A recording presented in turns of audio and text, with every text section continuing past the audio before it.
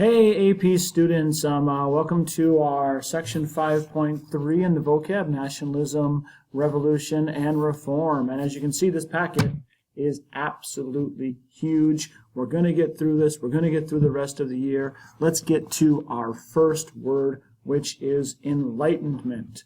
I actually got a pretty good definition right over here. Enlightenment, it says a European intellectual movement of the late 17th and 18th centuries, emphasizing reasoning, individualism rather than tradition. So basically, thinking of more reason, philosophy, putting a focus more on science, not accepting the fact that kings should rule divinely. Enlightenment also has a lot to do with questioning authority. So, our historical significance for the Enlightenment is the Enlightenment leads to a lot of rebellions, a lot of revolutions that will come up in this era, from the French Revolution, the American Revolution before that, and the Haitian Revolution, along with a lot of resistance movements. Big fuel for the Enlightenment was coffee, and one of my favorite online people and yours, Tom Ritchie. Got my cup of coffee here. I'll take that as a credit to Tom Ritchie and a little tribute there for him. Our AP teachers represent. All right, let's get to our next word. Voltaire was a French philosopher who was very important in influencing the Enlightenment. Through many of his written works, he was able to inspire people to question the Catholic Church, to question the kings, and to look for more reasoning and philosophy in their thinking. Voltaire is also famous for writing his treatise on toleration, and very, very well known for believing in a separation of church and the government.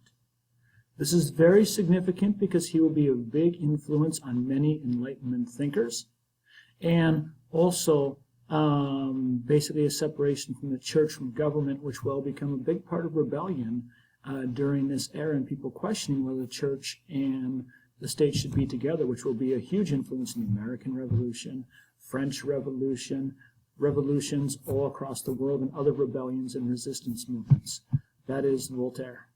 All right, our next one is John Locke, and I'm kind of borrowing a little bit here of Mr. Bird's lecture that you'll see here, which is absolutely brilliant, especially for causes of our revolutions. Enlightenment. Anyway, so as I was saying, we have here John Locke. John Locke is known for believing that there should be rights that the government can't take away, that the government shouldn't be able to touch these, that all people should have the right to life, liberty, and property, and that people have those rights and government shouldn't be able to touch them.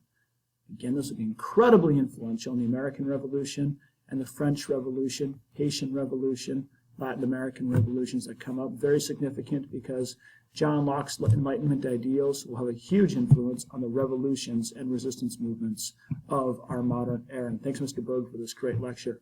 You're going to like it. This one is huge for this chapter.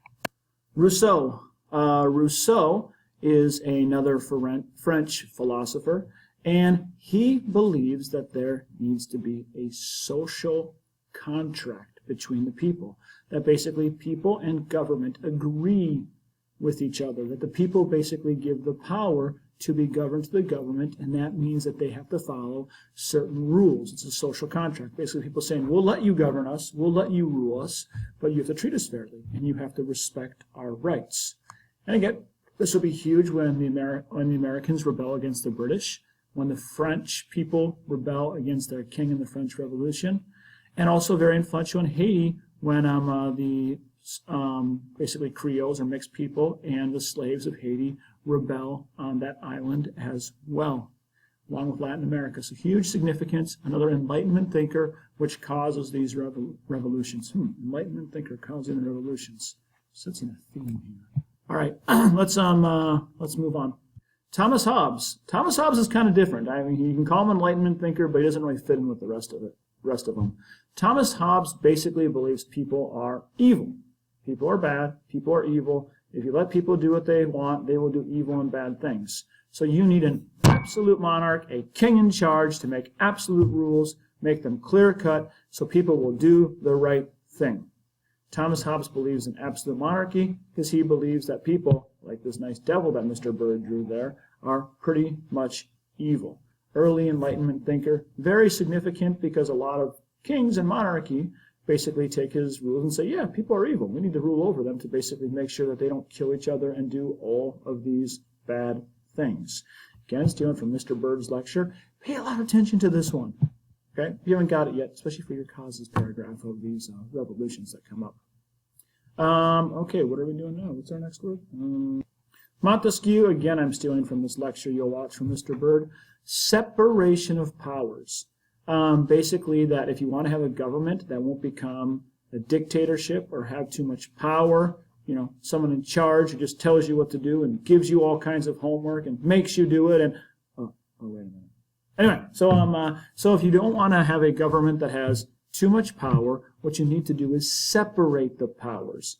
And an example of this can actually be seen in the American government today. We have an executive, a president, a legislative branch where they make the laws, and judicial, or basically courts where laws are made.